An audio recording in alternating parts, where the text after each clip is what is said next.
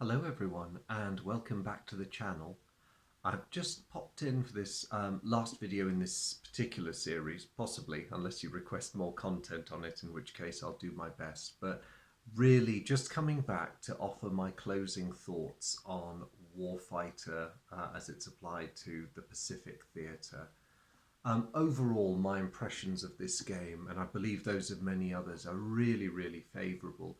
It's a great immersive experience. It ticks a lot of the boxes for me that other games that are similar do. So you have the personalised nature of your soldiers. If I can pick on Private Abe here, you get used to managing your fellow and his teammates. You emotionally invest in them. I like the way that they're all different. These men's performance and in a way personalities really come through. So someone like Abe that we saw there is slow and deliberate.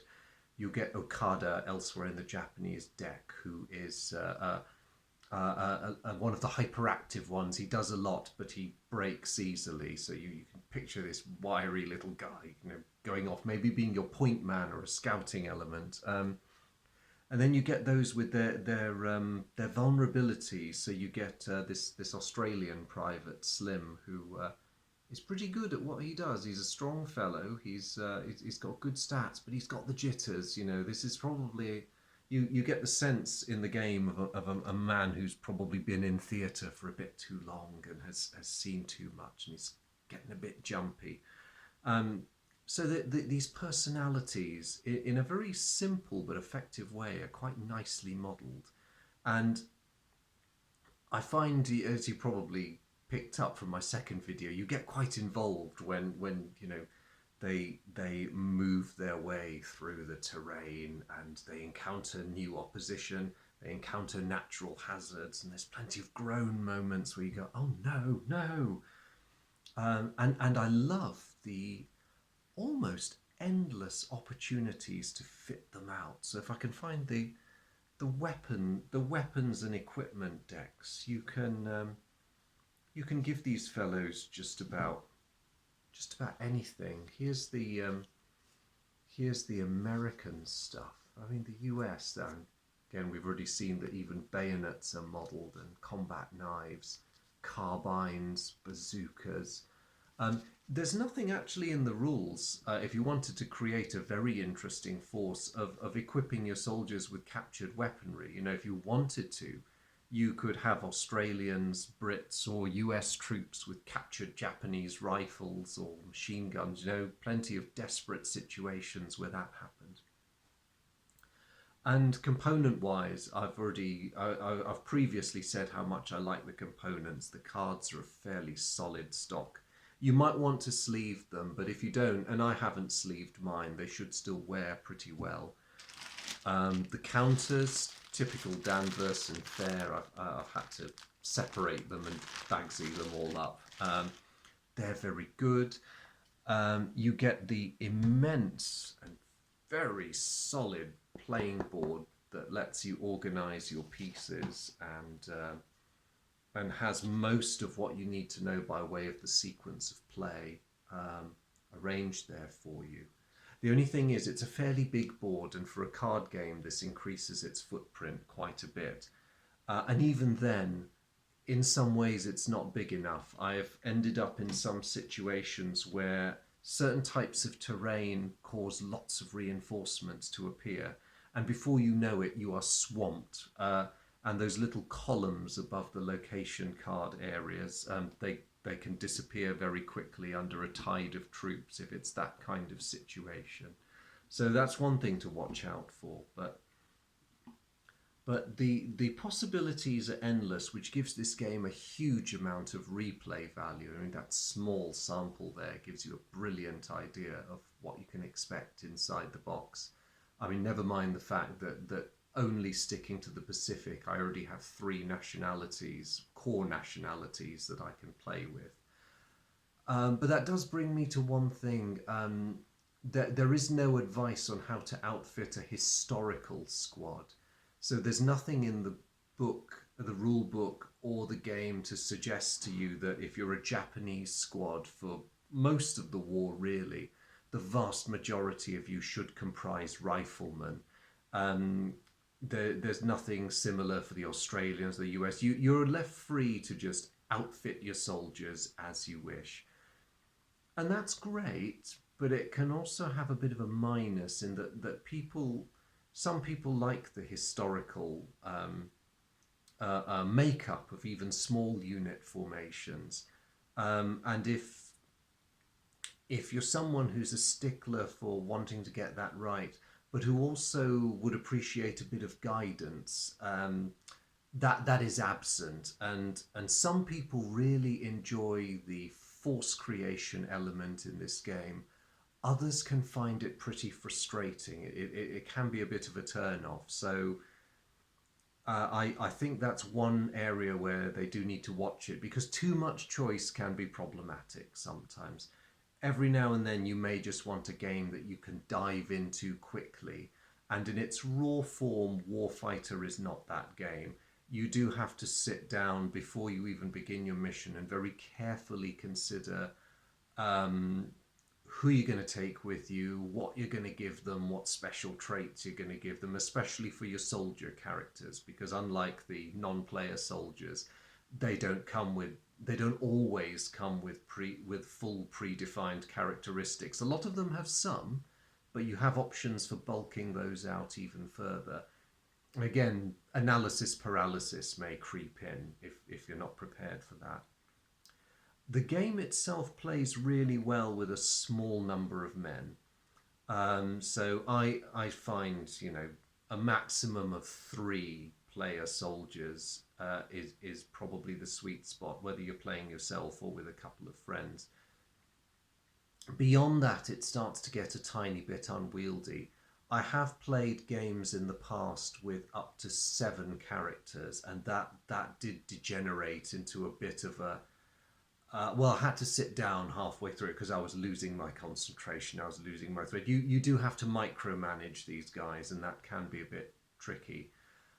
Similarly, if you go down the opposite extreme of taking, say, one man, but deciding you're going to fit him out to the max, that can get a bit difficult, because if you took one man, even on a 55-point mission, you could easily have this Rambo figure carrying as much weaponry as he could, having as many special cards as he could, and you find you're having to focus really hard on what these traits do, especially some traits and action cards that chain off each other. That can slow things down quite a lot. As you've seen from my demonstration video, I deliberately kept my force light on special abilities because I wanted to focus more on how I was going to use them, while reaping the benefit that my force was less likely to be noticed by the enemy because we were a small point force. So the bigger the force you have in terms of how much resource points you've spent, the more likely you are to get into sticky situations. Incidentally, just for fun, the last time I tried a single character mission, I really went to town. I gave him a horse. A Japanese soldier in New Guinea, I gave him a horse because why not? The game lets you do it. So he had a cavalry horse. And that increased his loadout even more. I thought, oh, we can carry even more stuff. Brilliant. I'll give him this, I'll give him that, I'll give him the other. He galloped about halfway to his objective before a shot brought his horse down. And then he had to go through an awkward phase of lightening the load the next turn. We had to choose what stuff he could no longer carry and just ditch it, all while being fired at, mind you. So it did not end well. So the game can drag and it can be frustrating. The other thing I'd like to bring up about the gameplay is the structure of the turns. Broadly, it's environment, your actions, the enemy's actions, including their reinforcements, end of turn, advance the time marker. And there are subsections within that, but it's very fast and loose. You don't have to perform your actions in a particular order. You can play action cards almost willy-nilly as opportunities present themselves. And I think if this is following the design philosophy of a lot of Dan Versen games, you're almost encouraged to just, you know, duck and dive and weave through the turn order and play things to maximum advantage for you, which is great. It's a great way of accounting for the fact that you can't foresee every situation. But for players who prefer a more structured approach, it can actually be quite frustrating as well, I think. I mean, luckily, I'm not one of those players. I don't mind a bit of duck and dive, but I do know people who would prefer a slightly more rigid form of play. And again, it's the analysis paralysis side of things. There's so many different ways you could play cards or combinations of cards. You can spend a lot of time getting stuck and agonizing, which is a shame because I think at its heart, this game is meant for you to go crashing off on your adventure. By all means, risk assess, try and maximize your advantages, try and minimize your disadvantages, try and keep your men safe. But there is supposed to be that sort of immediacy to it as enemy soldiers pop up. As you discover, much to your horror, that you've got to pass some really quite unfavorable terrain in order to get to your objective. You could wait for more favorable terrain, but the clock never stops ticking. If you don't fulfill your mission within the time, that's it. So the game's really evocative that way, and I like evocative games. This certainly delivers. Bit heavy on the dice rolling, but then I can't see how they could have crafted this system without it, not without going down the upfront or perhaps Fields of Fire route of using the cards to generate random numbers. They don't do that. If you're not a fan of lots of dice rolling, that might be a point against this game. But I don't mind it. They use a good combination of D10s and D6s to play the odds a bit. The combat mechanism is a bit strange. You find people get pinned an awful lot, but then that's a reasonable model of combat in this era. Close combat is extremely dicey, as it should be. It's in a literal as well as a metaphorical sense in this game. You can commit a soldier who's got very good close combat abilities, but it's like a fighter with a glass jaw. His opponent, if they land a good counter blow, will take him out the game. And close combat is chancy. Ranged combat can be quite frustrating, but again, that's the nature of the beast. World War II is not really one of those conflicts where everyone's running around doing one shot, one kill. And very often, if the clock is ticking, you find you have to suppress people and move on. But there's an awful lot under the hood of this game. I think for all its problems and for all the difficulties some people may have with it, it is a good game, and it benefits greatly, I think, from having been developed out of original Warfighter and then Warfighter World War II, the European version. I've not played either of those, but I have heard that this is, you know, it is pretty much Warfighter Europe with reskinned for the Pacific, but apparently lessons have been learned and certain things have been tightened up. So if that is indeed the case, then well done to Dan Versen Games for doing so well with this product.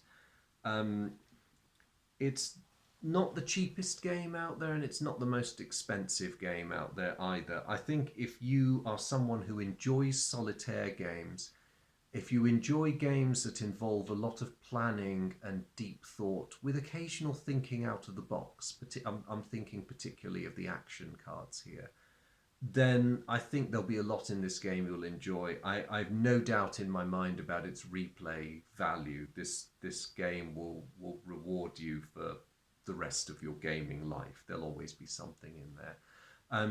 And its flexibility is its greatest strength. If you don't like big missions, don't play big missions. Craft something small for yourself.